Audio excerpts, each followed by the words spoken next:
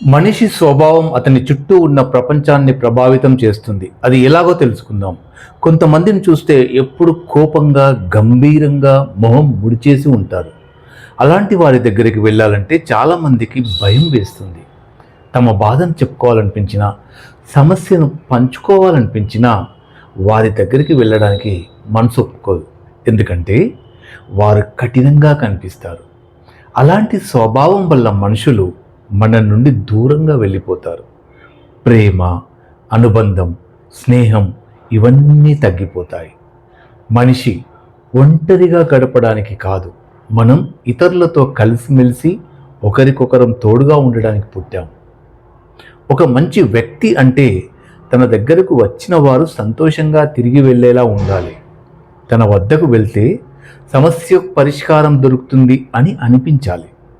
తనతో మాట్లాడితే మనసు తేలిక అవుతుంది అనిపించాలి. అలాంటి వ్యక్తి సమాజంలో అందరికీ అవసరం అవుతాడు.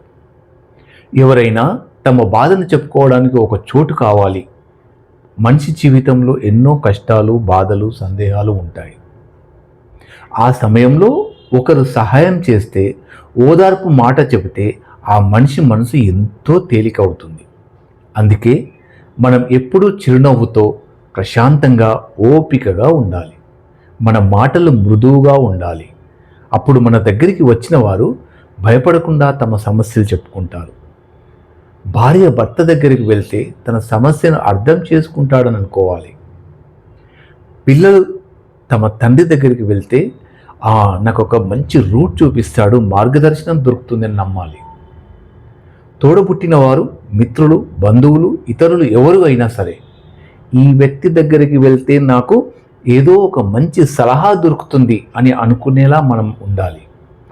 అలాంటి మనిషి చుట్టూ ఎప్పుడూ మనుషులు ఉంటారు. అతని దగ్గర ప్రేమ, నమ్మకము, గౌరవం పెరుగుతాయి. ఎప్పుడూ కోపంగా, కఠినంగా కనిపించడం వల్ల మనసుకు దూరం ఏర్పడుతుంది. మనిషి ముఖంలో చిరునవ్వు వెంటనే దగ్గరికి రావాలనిపిస్తుంది. ఒక మంచి మాట, ఓదార్పు చూపు, ఓపికగా వినే స్వభావం ఇవే మనిషిని గొప్పవాడిగా చేస్తాయి.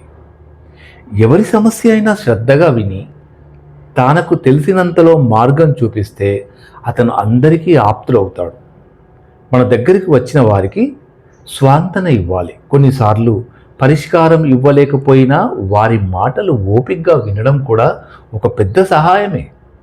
మనతో కాసేపు కూర్చుంటే, వారికి కొత్త విషయాలు తెలిస్తే, మంచి ఆలోచనలు వస్తే అది మన జీవితానికి గొప్ప అర్థం ఇస్తుంది.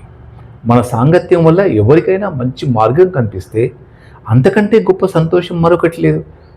అలాగే మన ప్రవర్తనలో కరుణతో నిండి ఉండాలి. కోపం వచ్చినా అదుపులో పెట్టుకోవాలి. ఇతరులను అర్థం చేసుకోవడానికి ప్రయత్నించాలి. అప్పుడు మనం కేవలం ఒక మనిషిగా కాకుండా అందరికీ అవసరమైన వ్యక్తిగా మారాలి. ఒక మనిషి జీవితంలో గొప్పదనం అతని సంపాదనలో కాదు, అతని హృదయంలో ఉంటుంది. తన దగ్గరకు వచ్చిన వారికి ధైర్యం ఇవ్వగలగడం, సమస్యలకు మార్గం చూపగలగడం ఇవే నిజమైన గొప్పతనం. అలాంటి వ్యక్తిగా తయారవ్వడం ప్రతి మనిషి లక్ష్యంగా ఉండాలి.